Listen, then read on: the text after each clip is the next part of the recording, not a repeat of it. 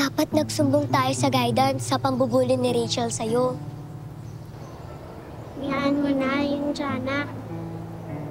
Hirap kalaban si Rachel. Kamag-anak niya may-ari nitong school natin.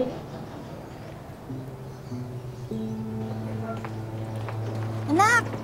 Tapos na pala Christmas party niyo. Kamusta? Papunta na ako sa pwesto ko eh. Makiyaw lang ako ng mga panindang gulay. Ay, tulungan na kita magbenta ng gulay, Nay. Bakasyon naman, Nay.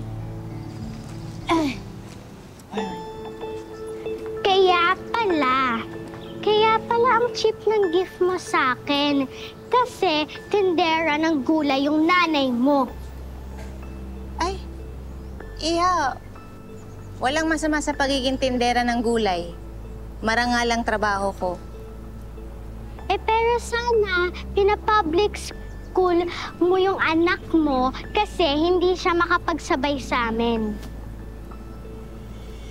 Sa yaman siguro, oo. Pero sa talino at saka sa kabutihang asal, sigurado ako lamang na lamang ang anak ko sa'yo. Ano sabi mo? Nasab ka nga ko. Hoy! Sandali! Sandali lang! Sandali! Ano ba yan? Magpanid ako!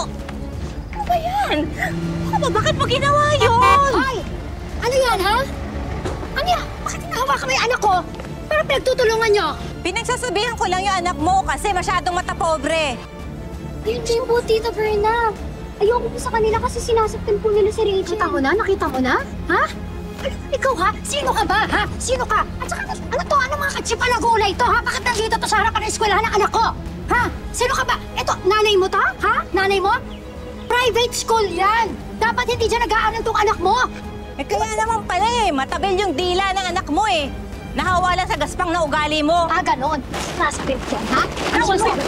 O ano, bakit, ha? Bitawan mo siguro. Ha? Sino ka ba? Hindi ka bagay dito. Dapat pala yan. Sige, hindi ka dapat pinapay. Hindi ba tayo tapos sa daan? Tandaan mo, hindi pa tayo tapos. He, hindi pa tayo tapos. Sige, anak, sakay. Naman po. Oh, mapulubi. Pwede ba tumugas? Anak, gaano katagal ka nang binubuli dito sa school mo? Matagal na po, Aling Madet. Lagi pong pinag-iinitan ni Rachel si Mikay.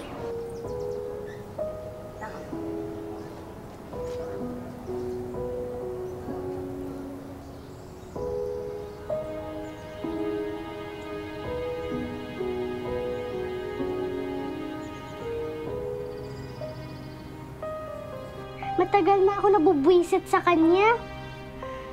Masyado siyang bida-bida kung paano siya nagpaawa sa harapan ng teacher namin. Ako tuloy yung lumabas ng masama at pinagalitan ni teacher.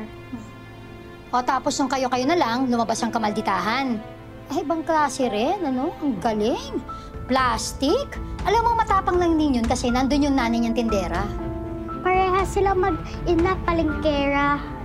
Maganda, anak. Hindi pa ako tapos doon, lalo na doon sa nanay niya.